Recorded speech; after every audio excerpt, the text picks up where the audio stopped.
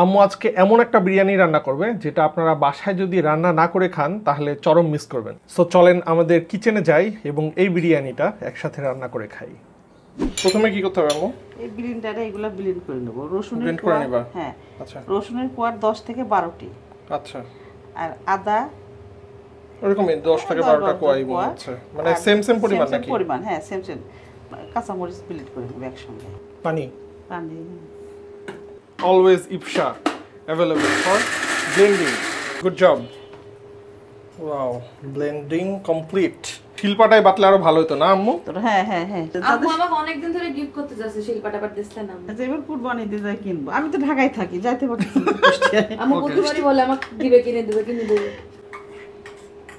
2.5 KG মাংস আছে আমাদের। 2.5 কেজি মাংস, 1 কেজি চাউল, চিনি গুঁড়া, শুক্রান ব্র্যান্ডের, এটা হচ্ছে দিনাজপুরের চিনি গুঁড়া চাল। চাল দিয়ে আমরা আজকে ইউজ করব। আর এদিকে কি সব জিনিসপত্র আম্মু গুছায় রাখছে, কোনটা কখন ইউজ করতেছে তখন আমি বলে দিব আর কি। টক দইটাকে ফাটাই নিতে হবে, তাই না? হ্যাঁ, টক দই না ফাটাই নিলে অনেক সময় সাবরা হয়ে যায়। রাইট। তুমি কি একবারে মাংসটা কি বসাই দিচ্ছ রান্না করার জন্য নাকি? একবারে সব মশলা দিয়ে বসাই দেব। ওকে, সো এখানে আছে হচ্ছে 2.5 কেজি গরুর মাংস। এটা কি যে কেউ চাইলে খাসি মাংস দিয়েও করতে পারবে? খাসি মাংস দিয়ে করতে পারবে। ওকে, নাইস। আর আমরা হচ্ছে হাড় সহ এখানে 2.5 কেজি আছে। হ্যাঁ। সো হাড় ছাড়া যদি হিসাব করি তাহলে 2 কেজি মতো আছে। আর আমরা এখানে ইউজ করতেছি হচ্ছে গরুর সামনের রানের মাংস, তাই না? তেজপাতা, দারচিনি, হ্যাঁ, ছোট এলাচ, হ্যাঁ, সো কালো এলাচ, বড় এলাচ। ওকে। কোনটা কি পরিমাণে লাগছে সেটা আমি ডেসক্রিপশন বক্সে লিখে দেব। এটা মৌরি মানে হচ্ছে ফেনাল সিড, যেটা হ্যাঁ, আস্ত ধনিয়া, হ্যাঁ। এটা জয়ত্রী, সবই আস্তে দিচ্ছ? সবই আস্ত, হ্যাঁ। লবঙ্গ, গোলমরিচ, হ্যাঁ। এটা হচ্ছে জয়ফল গুঁড়া গেছে, মানে জয়ফলটাকে তুমি হচ্ছে ছেঁচে নিয়ে তারপরে তুমি দিছো? এমনি একটু গুঁড়া করে নিয়েছি। আচ্ছা, ওকে। আস্ত আদা এরকম 3টা স্লাইস করে দিয়ে দিচ্ছি। হ্যাঁ, দিয়ে দিচ্ছি এটা। আচ্ছা, আর আদা বাটাও তো একটু আগে মনে হয় করলাম, এটাও কি দিবা না? হ্যাঁ, এটাও দিব। আদা বাটাটা দিব। আস্ত রসুন একটা, লবণ স্বাদ মতো লবণ। এটা সেই মশলাটা যেটা ব্লেন্ড করা মশলা, কাঁচা মরিচ, আদা, শুকনো মরিচের গুঁড়া, পেঁয়াজ কুচি, আর চলে আসলো টক দই।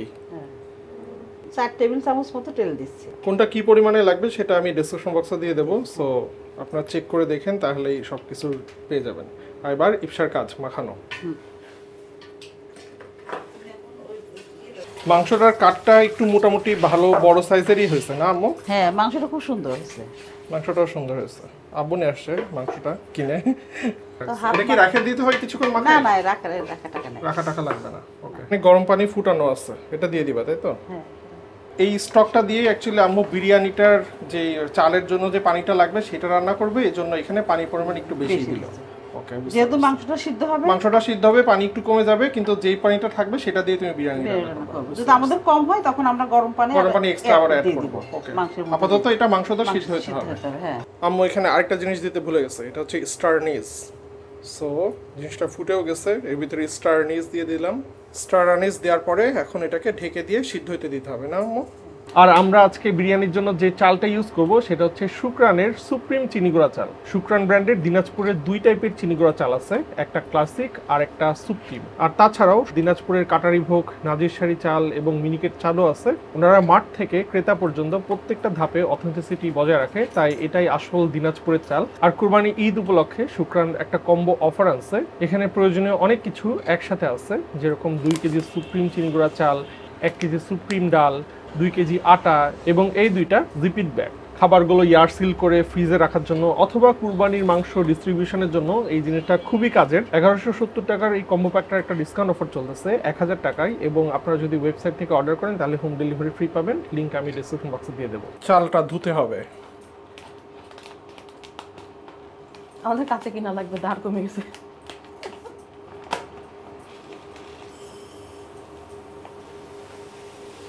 চালের গন্ধ সুন্দর। নাও, এটা ধুতে হবে এবার না? প্যাকেজিংটা দারুণ, মানে প্রিমিয়াম একটা ভাব আছে। চালটাকে 2-3 বার ধুয়ে ওয়াশ করতে হবে। এটা কিন্তু চালের ময়লা না, এটা হচ্ছে চালের স্টার্চ ওয়াটার।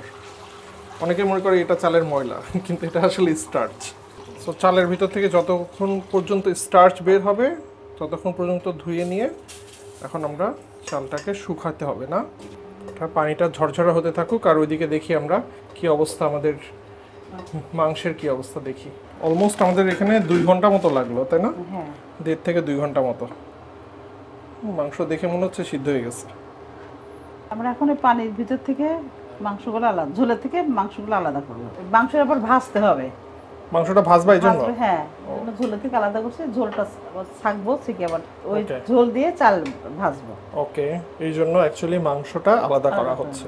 মশলাগুলো থেকে মাংসটাকে পৃথক করার দায়িত্ব নাফিসের পড়েছে। আলাদা আলাদা করলে এই সব জিনিস আলাদা হয়ে যাবে, মানে মশলাগুলো আলাদা হয়ে যাবে আর মাংসগুলো আলাদা হয়ে যাবে।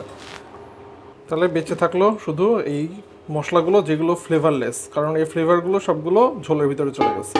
আর ঝোলের থেকেও মশলাগুলোকে আলাদা করতে হবে। মেনলি এটা অনেকটা আখনি বিরিয়ানি টাইপের হচ্ছে। ওই আখনি বিরিয়ানি, আখনি বিরিয়ানি না? হ্যাঁ, আখনি বিরিয়ানি টাইপের। মশলাগুলো আলাদা আর ফ্লেভার আলাদা, ঝোল আলাদা। হাই হিটে বেরেস্তা ভাজতে হবে। ওকে, এটা কন্টিনিউ নাড়তে হবে, না নাড়লে পুড়ে যাবে, এক সাইডে পুড়ে যাবে। হ্যাঁ, আচ্ছা, নাড়তে হবে আর হচ্ছে হাই হিটে ভাজতে হবে। হ্যাঁ, বেরেস্তা সবসময় হাই হিটে। আর ছোট ছোট করে যত ছোট কাট হবে তত বেটার মনে হয়। হ্যাঁ, ভালো হবে। হালকা ব্রাউনিশ আসছে, লাস্ট মোমেন্টে খুব কুইকলি হয়ে যাবে এটা জিনিসটা। আর হালকা ব্রাউন থাকতে থাকতে এই জিনিসটা নামিয়ে ফেলতে হবে। বেরেস্তা ভাজা ক্লাস 101 ডান। একদম লাল হওয়া পর্যন্ত ওয়েট করা যাবে না বেরেস্তা ভাজতে গেলে, তাহলে পুড়ে যাবে। তেলের যে গরম থাকে, হ্যাঁ, এই এখন এই গরমেও এখনো ভাজা ভাজা হচ্ছে আস্তে আস্তে। আর এটাকে ছড়াই দিতে হবে না, ছড়াই রাখতে হবে যাতে হাওয়াগুলো বের হয়ে যেতে পারে। ময়েশ্চারগুলো বের হয়ে গেলে এটা ক্রিস্পি হয়ে যাবে আর নিচে এই টিস্যু চুষে নেবে। Oh nice. এটা এখন আম্মু ভাজবে।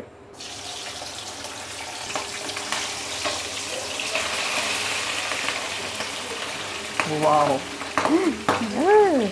Beef fry, beef fry biryani.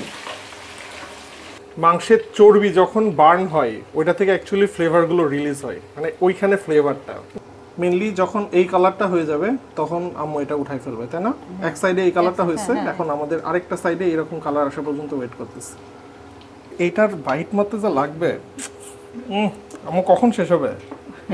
মাংসটাকে আসলে চারিদিকে পোড়া পোড়া ভাবে একটু ভাজতে হবে আর কি। যত সুন্দর পোড়া পোড়া হবে তত ফ্লেভার রিলিজ হবে। এই যে ইফসার কাজ, ইফসা বেরেস্তা শেষ হয়ে যাবে। একজন তো বলছিল একদিন, আমি অল্প একটা খাই। এই ওটা নিয়ে আসো। ইফসা তো খাচ্ছ কেন? বেরেস্তা ভাজা, মাংস ভাজার তেল দিয়ে এখন আবার আম্মু কি ভাজবা? এখন চাল ভাজবা। চাল ভাজবা, শাহি জিরা। শাহি জিরা, হ্যাঁ, 2টা বড় এলাচ, মানে কালো এলাচ, কালো এলাচ আর সবুজ এলাচ 5-6টা।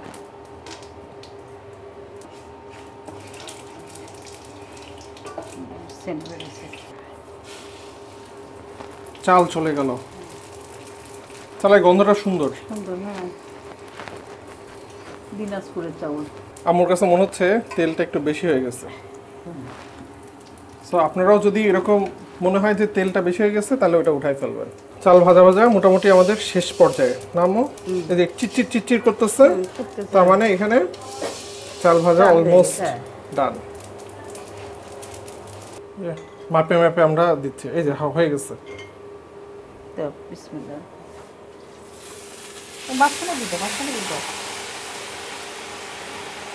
টোটাল এখানে যাবে হচ্ছে 2 লিটার পানি, যেহেতু 1 কেজি চাল। আমাদের অল্প একটু বাচ্চা, মনে হয় আর 200-800 গ্রাম মতো হবে। কাঁচামরিচ চলে গেল এর ভিতরে, অল্প একটু লবণ লাগবে। আমরা এটা চেক করে দেখলাম। এই সময় আপনি জাস্ট চেক করে দেখবেন যে কতটুকু মানে লাগতে পারে, তো সেই মাপ অনুসারে দিয়ে দেবেন লবণ। আর আম্মু তুমি তো টেস্টিং সল্ট দিতে চাও না, কিন্তু আমি দিতে চাই এর ভিতরে টেস্টিং সল্ট একটু দাও, সমস্যা নাই। টেস্টিং সল্ট খাওয়া ভালো কি খারাপ ওইটার লিঙ্ক আমি ডিসক্রিপশন বক্সে দিয়ে দেবো, আপনারা চেক করে দেখেন। এবার ঢাকনা লাগায় মাংসটা একটু পরে দিবা? হ্যাঁ, একটু সিদ্ধ হয়ে যাবে চালটা অল্প একটু সিদ্ধ হওয়ার পরে মাংস, কারণ মাংসটা অলরেডি সিদ্ধ হয়ে আছে না? ওকে, মোটামুটি 3 ভাগের 1 ভাগ সিদ্ধ হয়ে গেছে না? সমস্যা হচ্ছে আমাদের গ্যাসের চুলায় গ্যাস নাই, এর জন্য ইলেকট্রিক চুলায় করা লাগতেছে। ইলেকট্রিক চুলায় মাঝখানে শুধুমাত্র তাপটা লাগে, হিটটা লাগে। ঢাকায় আর কোন কোন জায়গায় আপনাদের গ্যাস থাকে না এটা কমেন্টে লেখেন। কতটুকু বাকি আছে এখানে? 200 মিলিলিটার না? আমাদের হালকা একটু মনে হয় পানি লাগবে, এই জন্য পানির বদলে স্টক দিচ্ছি যা ছিল, কারণ এই যে এটা ভেতরে এখনো সাদা সাদা হয়ে আছে হালকা হালকা, তো এই যেটা মানে হচ্ছে ইন্ডিকেশন যে আরও একটু পানি লাগবে। পাত্রটা যদি লম্বা হইতো তাহলে কিন্তু আর পানি বেশি লাগতো না। সো ওইটা আসলে পাত্রের উপরেও ডিপেন্ড করে যে পানি কতটুকু লাগবে না লাগবে, কারণ এটা ছড়ানো পাত্র, বাষ্প তাড়াতাড়ি উপরে উঠে চলে যাচ্ছে। আর যদি পাত্রটা লম্বা হইতো তাহলে পানি কম, মানে পানি 2 লিটারেই কাজ হয়ে যেত। আমাদের অল্প একটু গ্যাস এসেছে, এই জন্য নিচে যাতে না পুড়ে যায় এই জন্য তাওয়ার উপরে দিয়ে তাওয়াটা গরম করতেছি। এই তাওয়ার উপরে আমরা এখন হাঁড়িটা দিয়ে দেব যাতে চারিদিকে সমানভাবে হিটটা যায়। এখন আম্মু এর ভিতরে ঘি দিয়ে দিচ্ছে। এবার কি দমে দিয়ে রাখবা? দমে দিয়ে রাখবো। ফ্রাই করা মাংসগুলো এখন চলে গেল। ঘিটা এখন দিলা কেন? হ্যাঁ, একটু সেন্ট থাকবে, মানে প্রথমে ঘি না দিয়ে? হ্যাঁ, প্রথমে দিলে পরে ওই সেন্টটা থাকে না ঘিয়ের। ও হ্যাঁ, ওই জন্য ঘিটা এখন, ঘিটা লাস্টে দিতে হয়। হ্যাঁ, লাস্টে দিলে সেন্টটা থাকে। সেন্টটা থাকে। হ্যাঁ, ওয়াও, হেভি লাগতেছে দেখতে জিনিসটা। স্মেলটা যা আসতেছে। হ্যাঁ, আপনারা তো খালি দেখতেছেন, স্মেলটা পাচ্ছেন। স্মেলটা পাচ্ছে না কেউ। বেরেস্তাগুলো উপরে, বেরেস্তা চলে আসলো। ওহ, হেভি লাগছে দেখতে। এবার এটা হচ্ছে ফুড কালার, জর্দা কালার যেটা সেটা। এটা এক সাইড থেকে ফুড কালার গুলো এরকম করে দিচ্ছি। সম্পূর্ণটাই মিশিয়ে দিবে নাকি? না, সম্পূর্ণ দেব না, ভাতে সম্পূর্ণ দেব না, মানে এক সাইডে এক সাইডে পোরশন। রাখছি। ও হ্যাঁ, আচ্ছা, এক ওকে। পাশে একদিকে। মানে এই সাইডে তুমি দিবা না, ওই সাইডে না, দিচ্ছ? না, না, হ্যাঁ। ওকে, এবার এটা ঢেকে রাখতে হবে। কতক্ষণ দমে দিয়ে রাখতে হবে? এখন 10 থেকে 15 মিনিট। 15 মিনিট দমে দিয়ে রাখলে হয়ে যাবে। হয়ে যাবে, কারণ সবকিছু সিদ্ধ সুসিদ্ধ সবকিছু হয়ে গেছে, এখন শুধু দমে থাকবে। দমে থাকতে হবে জাস্ট। ওকে, একদম লোয়েস্ট হিটে। লোয়েস্ট হিটে। আর আমরা যে তাওয়াটা দিয়ে রাখছি এটা যাতে না লেগে না যায় লেগে নিচে। যায়। শেষ, সব কালারগুলো মিক্স হয়ে যাবে আর সেই হয়ে যাবে। সো আমাদের রান্না কমপ্লিট। এখন এই জিনিসটা খাওয়ার পালা, মানে দেখেই মাথা নষ্ট লাগতেছে। এই যে বিরিয়ানি, এই যে মাংস। বিসমিল্লাহ। ও রে, বিফের ভেতর থেকে যে জুসগুলো, সেই জুসগুলো দিয়ে যে ব্রথটা হয়েছে, ওই ব্রথটা দিয়ে রাইস কুক, মানে একদম রাইসের ভিতর থেকে সেই ফ্লেভারগুলো ইনফিউজড হয়ে আছে। এবং পরে ভাজার কারণে যে ক্যারামেলাইজড একটা ফ্লেভার, মানে কোনো কিছু ওভার পাওয়ারিং না, সব কিছুর ব্যালেন্সটা জোস। এবং লাস্টে ঘি দেওয়ার কারণে ঘিয়ের ফ্লেভারটাও আসছে, মানে মারাত্মক। সেই মাংসের কত সেই?